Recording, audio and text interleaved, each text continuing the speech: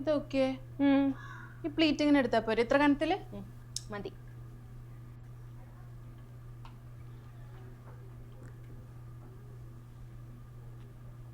എന്തൊരു മെനക്കേടാലേ മനുഷ്യനെ കഷ്ടപ്പെടുത്താനായിട്ട് ഡ്രസ്സ്. എന്തിനാ ഇത്ര കഷ്ടപ്പെട്ട് എടുക്കണതാവോ? അതിന് ചെക്കന്മാർക്കൊക്കെ സാരിയേ പറ്റൂ. അതും പോരാത്തേനെ ഇവിടെ സെയിൽസിലെ വിഷ്ണുല്ലേ, അവൻ എന്നോടൊരു ക്രഷ് ഉണ്ട് എന്നൊരു ടോക്ക് ഉണ്ട്. ഇനിയിപ്പൊ അവനത് പറയാനായിട്ട് ഒരവസരം കൊടുത്തില്ല എന്ന് വേണ്ട. സാരി ഉടുക്കുമ്പോ എനിക്ക് ഭയങ്കര കോൺഫിഡൻസാ. ഉവ്വ, ലാസ്റ്റ് DJ പാർട്ടിക്ക് പോയിട്ട് സാരി ഉരിപ്പോണ്ടെന്നാ മതി. ഒന്ന് പോവളെ.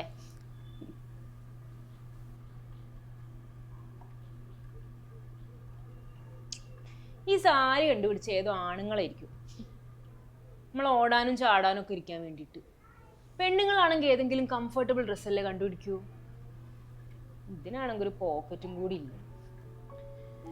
ഇതൊരു തുണി കഷ്ണല്ലേ, കുറേ നീളമുള്ള തുണി.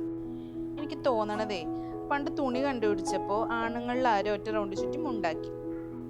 പക്ഷെ പെണ്ണുങ്ങളിൽ ഒരാൾ സ്റ്റൈലിസ്റ്റ് ആയതുകൊണ്ട് അവരിങ്ങനെ ഒതുക്കി മടക്കി ഡിസൈനാക്കി നല്ല ഭംഗിയിൽ വെച്ചു. ഇതൊക്കെ നല്ലുണ്ട്. ചെക്കൻ വളയായിരിക്കുമല്ലേ? നീ വേണേ കുറച്ച് വയറൊക്കെ കാണിച്ചു കൊടുക്ക്. അത് ഞാൻ ഓൾറെഡി പ്ലാൻ ചെയ്തിട്ടുണ്ട്. എന്താണെങ്കിലും എനിക്ക് ആവശ്യത്തിലധികം ചീത്തപ്പേരുണ്ട്. ഇപ്പൊ ഇതുകൊണ്ട് എന്താവാനാ? തന്നെ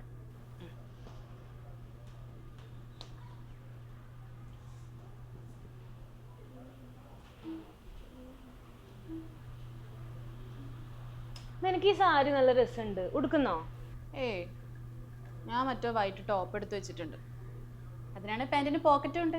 ഇതാ പറയുന്നത് എറിയാൻ അറിയുന്ന എൻ്റെ കയ്യിൽ വടി കൊടുക്കൂല.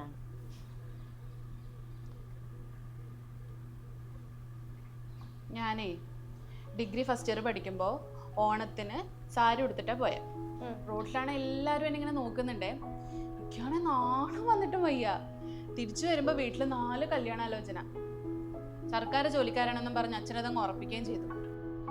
ഒരു സാരി കാരണം 5 കൊല്ലം എൻ്റെ പോയെ.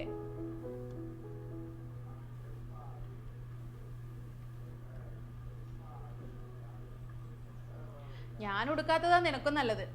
അത്രയും കോമ്പറ്റീഷൻ കുറഞ്ഞു കിട്ടുമല്ലോ. അത് കറക്റ്റാ. ഇല്ലെങ്കിലേ എനിക്ക് കുറച്ച് കൂടുതൽ വയറ് കാണിക്കേണ്ടി വരും.